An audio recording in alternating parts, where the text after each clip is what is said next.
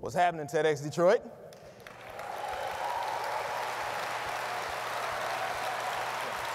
Y'all look great. How you doing? I'm Khary Turner. I'm Executive Director of Coleman A. Young Foundation. Our office is located right next door where the Fillmore Theater is. Very glad to be with you this morning, but I have to stop and tell you I have a very tough and unfair job this morning because my job is not only to be your calibration speaker, so to speak, your sacrificial guy, but I have a responsibility of taking this man and putting him in context in 8 minutes. You guys know who this is? Yeah, this is Coleman Alexander Young, first African-American mayor of the city of Detroit, served 5 terms, 20 years, and if you know anything about this man, you know that putting his life and his career in context in 8 minutes is pretty much like feeding a Tic Tac to a gnat. But I think I've got a way to do it. See, I get it.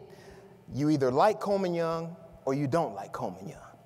You either turned off as soon as he had that inaugural address where he told the pimps and criminals and pushers to hit 8 Mile Road because you thought he was pushing his problems on Oakland County, or you love him because he came in and changed everything that was negative about your community.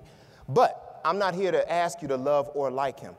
I'm asking us all to get on the same page and recognize that, if anything, Coleman Young was an icon. Now, let me push this idea a step further and suggest that Coleman Young was an idea. But he was specifically an idea of what it takes to love a city as tough as Detroit in a way that moves it forward, sometimes in spite of itself. What was he? He was bold, brave, boisterous, black, badass, but he was also scholarly, and he was also incredibly funny. As a matter of fact, I can think of a couple of examples that illustrate how he demonstrated his love to Detroit, because I'm clear, when most of us think of love, we think of romantic love. I'm feeding you ice cream out of a cup and da-da-da-da-da. When the truth is, the kind of love this man had for the city of Detroit and his people was more like what you get from your daddy or your mama. Take this very room, for example. Isn't this a beautiful theater? I remember when it was on its way to being demolished. But Mayor Young felt that this very place could become the cornerstone of a new theater district in Detroit. So he contacted Mike Ilitch, who at the time was busy building his own headquarters in Oakland County, and he convinced him to renovate it. And what sprung up around the Fox is what we now know as the biggest theater district east of the Mississippi River, with the exception of New York City. That takes vision, and sometimes love takes vision. It also takes a whole bunch of creativity. If I think about the Joe Louis Arena, how many of you have been to a hockey game or a concert at the Joe? Just most of the people in this room, as I expected. Well, if you know history, you may remember when the Red Wings had one foot out the door. They were going to leave town and set up digs in Oakland County. Nothing wrong with that. It's a business decision. But Mayor Young felt that a viable downtown had to have its sports franchise located right here. So he asked and pleaded for one more opportunity to pitch a plan, and then get this.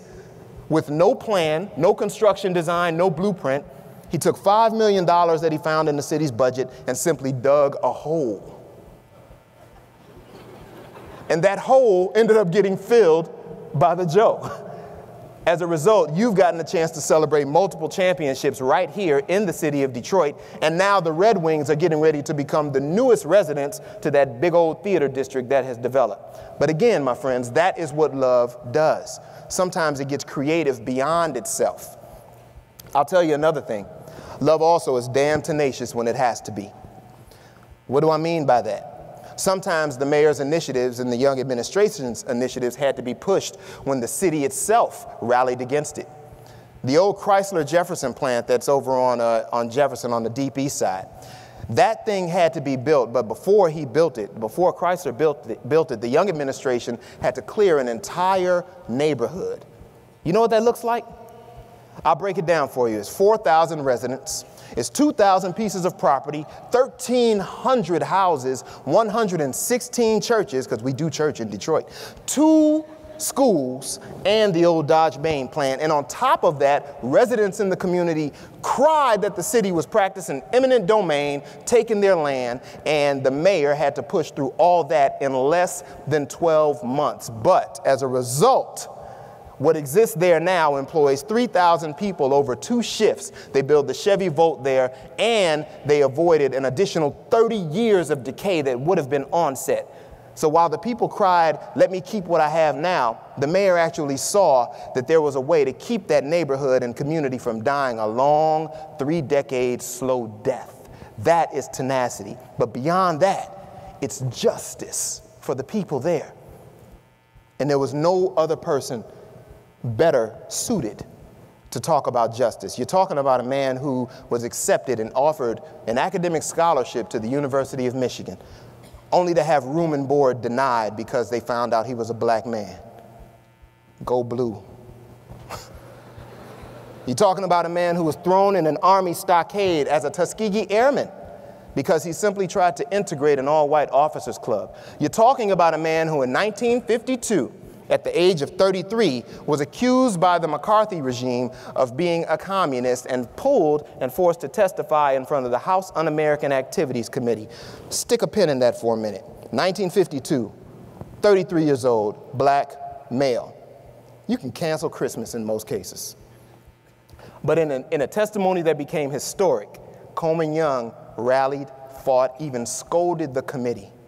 And then when he became mayor, many thought that he had every right to pick a bone because of his own personal past. But the first thing he did was take the police department in the city and take it from 85% white to 50-50. Then, in the first time in history that it had ever been done, he did the same thing with his administration. Listen, I get it. People call the mayor divisive, separatist, a bully. They called him racist. I simply suggest that he had a different kind of way of loving the people of Detroit and loving the city. You don't have to love or like somebody to love them. I'm here to tell you, if you don't know or have never really thought deeply about what love does, I would suggest to you that love is not about respect. Love is not about like, it's about respect. And I don't like talking about love. I prefer to take steps. That's because love hurts like life, but life is all love. It's like one day you get a push for your shove, the next day you turn a vulture to a dove. Hermetic law said, so below, so above. We spell it L-I-V-L-O-V-E. Bottom line for living says G-O-D. You rearrange life to L-O-V-E, and we all L-I-V-E, godly. My friends, there is a reason that the Detroit Free Press called this man one of the top 5 mayors in Detroit's history. And it's not because he's the last guy in 50 years to leave the city in a budget surplus. His final act of love was taking his remaining wealth, which was about $3 million, and giving half to Wayne State, and then half to endow the foundation that employs me. As a result, we've helped about 500 kids from the city of Detroit get to and through college. 90% of them graduated, 60% of them came home to work and live here. That's not divisiveness. It's not bullying. That's love. And one other thing, that's context. Tic-tac. Have a great day, you all.